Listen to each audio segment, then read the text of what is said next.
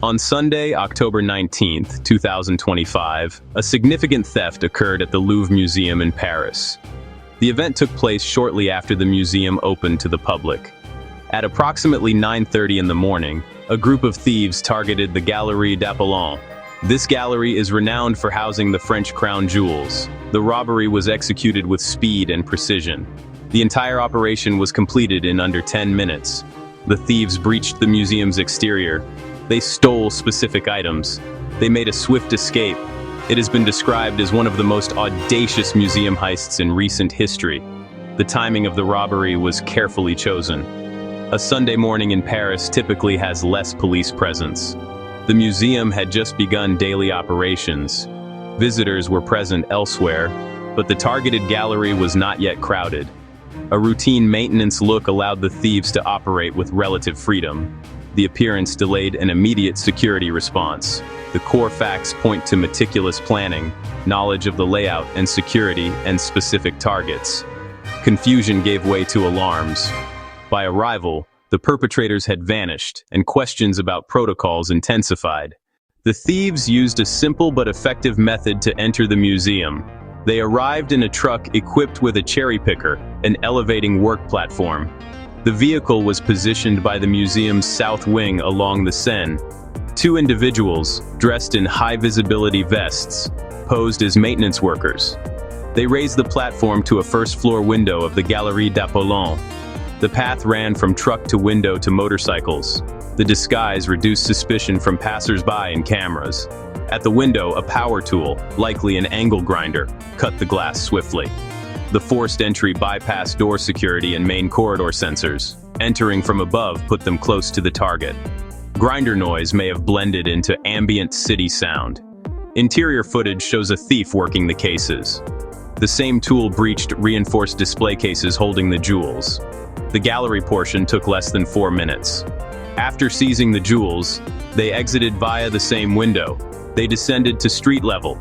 Two accomplices waited on high-powered motorcycles. The truck and lift were left behind. They boarded the motorcycles and accelerated away. An attempt to set the truck on fire was only partially successful. The group disappeared into Parisian streets. Motorcycles gave flexible escape and hampered pursuit. From arrival to getaway, the sequence took about 7 to 8 minutes. A clear entry plan, a specific target, and a prearranged route made the method efficient. The thieves specifically targeted items from the French crown jewels collection displayed in the Galerie d'Apollon. They did not steal randomly. They selected 8 valuable, historically significant pieces. The items belonged primarily to the imperial families of the 19th century, from Napoleon I to Napoleon III. The collection reflects a period of luxury and power. The selection favored pieces both valuable and easily transported. Heavier items were left behind. A diadem, a necklace, a pair of earrings belonging to the sapphire parure of Queen Marie Amélie, an emerald necklace and earrings once owned by Empress Marie-Louise, the second wife of Napoleon I. These pieces are renowned for craftsmanship and direct links to French history. They are well documented and easily recognizable, making legitimate sale impossible. The targeted nature suggests a planned method of disposal. A diadem and a brooch tied to Empress Eugénie were among the targets. During the escape, one major piece was dropped: the crown of Empress Eugénie. It features 1,354 diamonds and 56 emeralds. It was recovered with damage but secured by authorities. 8 missing pieces remain a profound cultural loss. Their estimated value is 88 million euros, though their true worth is incalculable. The primary concern is dismantling for stones and metals, erasing historical identity. As alarms were confirmed, Paris police initiated a rapid response. Multiple units arrived within minutes of the thieves' departure. The perimeter and crime scene were secured. Officers cordoned the truck and the south wing. The museum was closed and visitors evacuated to preserve evidence. The Brigade de Répression du Banditisme took lead. Forensic teams meticulously processed the scene. The truck, the cherry picker, the window, and the damaged cases were examined. Surfaces were dusted for prints and swabs collected for DNA. Tools left behind were secured. A citywide alert focused on the two escaped motorcycles. Police collected and reviewed CCTV from multiple systems. Investigators believe the route led south, possibly toward the A6. Officials described a professional, well-organized gang that had studied the site. Authorities pledged full resources to recover the stolen heritage. The high-profile nature placed immediate pressure on law enforcement to deliver results. Investigators collected key pieces of physical evidence from the scene. Significant items were found near the abandoned truck. A high-visibility vest used as disguise was recovered. It is being analyzed for hair, fibers, or DNA. Tools used for entry and case breach were recovered, including an angle grinder. Experts are examining serials, purchase records, markings, and prints. The truck and attached cherry picker are central to the investigation. The vehicle was reportedly stolen a few days prior near Paris. Movements, GPS data, and toll or fuel stops are under review. The incomplete fire may preserve forensic traces. The specialized lift could yield rental or service leads. Glass cuts and forced mechanisms indicate methods and skill. Gallery cameras provide a minute-by-minute account inside. The crown of Empress Eugénie offers a direct physical link. It is examined for fingerprints and DNA. The discovery location helps confirm part of the escape route and refines the investigative timeline. Investigators suspect a highly organized professional syndicate. The planning, coordination, and speed indicate prior reconnaissance. The thieves knew the layout, security, and the value of specific items. Law enforcement considers a known European ring or a new, sophisticated crew. The precision raises questions about possible insider knowledge.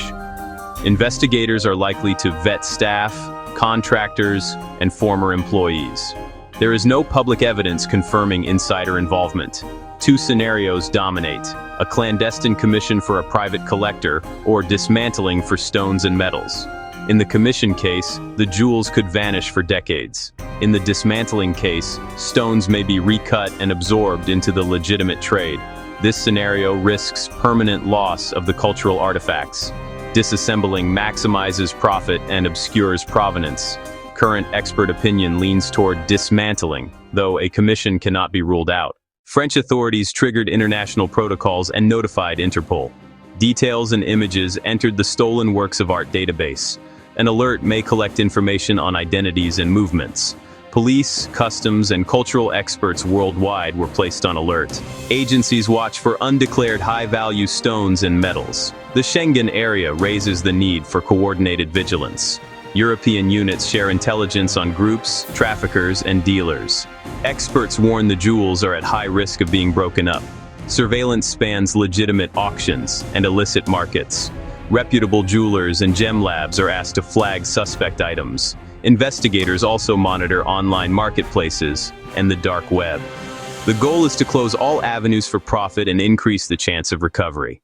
The heist sent shockwaves through the museum community. Even the most prestigious institutions are vulnerable. Protocols are being reevaluated. Physical infrastructure warrants renewed scrutiny. Low-tech, high-impact tactics can bypass sophisticated systems. Museums must balance accessibility with protection. The incident may accelerate investment in structural and security upgrades. Robust physical barriers remain essential. Vigilant staffing and comprehensive camera coverage complement systems. Strong ties with local authorities improve response. As cybersecurity advances, physical threats still demand attention. The 2025 Louvre heist will likely usher in heightened security awareness for shared cultural heritage. Authorities must pursue clear, practical lines of inquiry. Exhaust all leads tied to the truck and the elevating platform. Analyze GPS, tolls, and fuel stop footage. Conduct thorough neighborhood canvassing. Trace the lift's rental, purchase, or service history. Prioritize DNA and fingerprints from tools, the vest, and the recovered crown. Run profiles through national and international databases.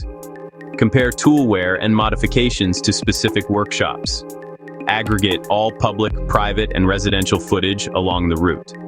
Seek plate reads and potential vehicle switch locations. coordinate auction, private sale, and gem trade monitoring, including undercover operations where necessary.